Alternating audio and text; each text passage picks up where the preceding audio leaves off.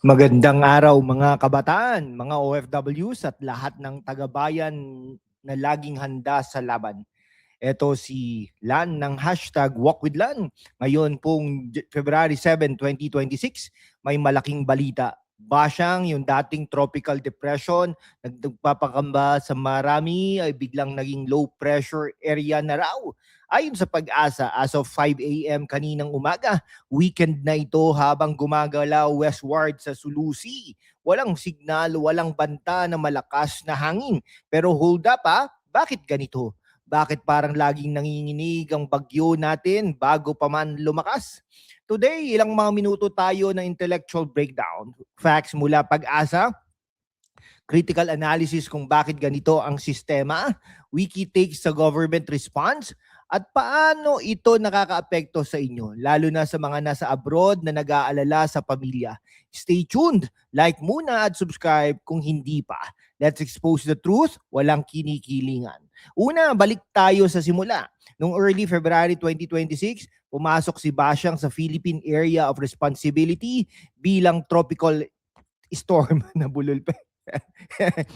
Penha ang international name niya.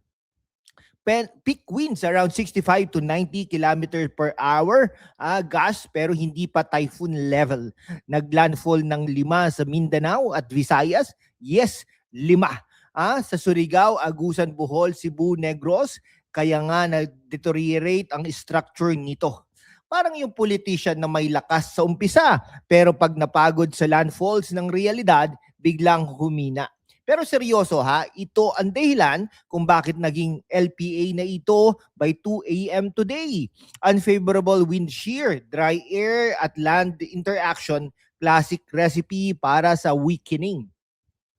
Ayon sa Tropical Cyclone Bulletin na number 23, final ng Pag-asa 5 a.m. February 7, weekend ito ng LPA at 2 a.m. Ang posisyon nito 130 kilometers ng southeast ng Cuyo, Palawan. Approximate po yan Moving west-northwestward 25 km per hour.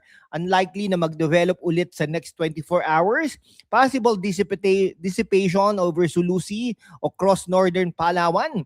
Scattered rains at thunderstorm western Visayas, Negros, Mimaropa. Possible flash floods, landslides, shear line pa rin affecting Luzon. Pag-asa is doing its job, accurate bulletins, pero bakit parang laging reactive? May early warning ba talaga? Sa kabataan, alam nyo ba na climate change ay nagpapalakas ng ganitong systems? Pero sa Pilipinas, parang bahala na mindset pa rin sa preparation. Ilang taon na ba tayo naghihintay ng better infrastructure? Kahit humina, may damage pa rin. Flooding sa Iligan, affected barangay sa Cebu, wind signals lifted na. Sa mga OFWs, imagine niyo nagpapadala ka ng pera para sa bahay tapos bigla lang mabahaan dahil sa bagyong di na forecast na malakas. Nakaka-heartbreak, di ba? Mga kabataan, kayo na laging online, share nyo sa comment section kung safe pa ba ang inyong probinsya. Ano ang nararamdaman nyo kapag ganito?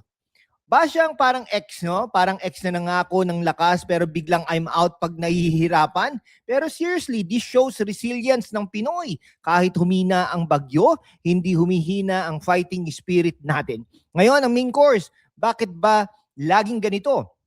Pag-asa warns pero implementation ng LGUs, coordination, budget para sa flood control.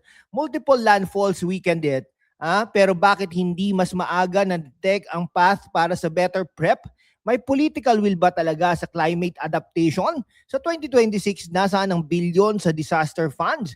This isn't just weather, it's governance. Kung patuloy na ganito, paano ang future natin? Para sa mga kabataan, kayo ang susunod na leaders. Start questioning now.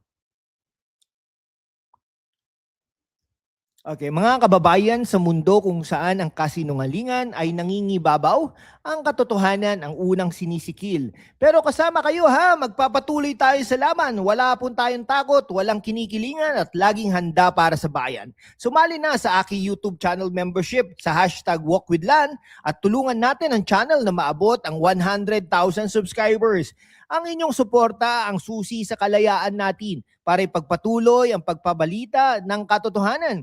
Salamat at kita-kits sa laban. Anong susunod? Monitor natin ang pag-asa, possible remnant low dissipation. Pero shear line plus northeast monsoon equals more rains. Stay prepared mga kababayan, lalo na sa mga vulnerable areas. Sagot ako sa comment section mga kaibigan, ha?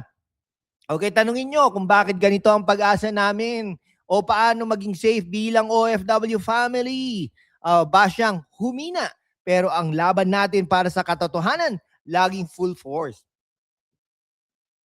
Salamat sa panonood ng ilang mga minuto na video na ito. Kung natuto kayo, like, share, subscribe, comment. Truth wins. Kung kasama kayo sa laban, kita-kits sa susunod na expose. God bless, stay safe, at ingat sa panahon. This is #WalkWithLan. Walang filter, puro katotohanan. Peace and mabuhay po ang Pilipinas.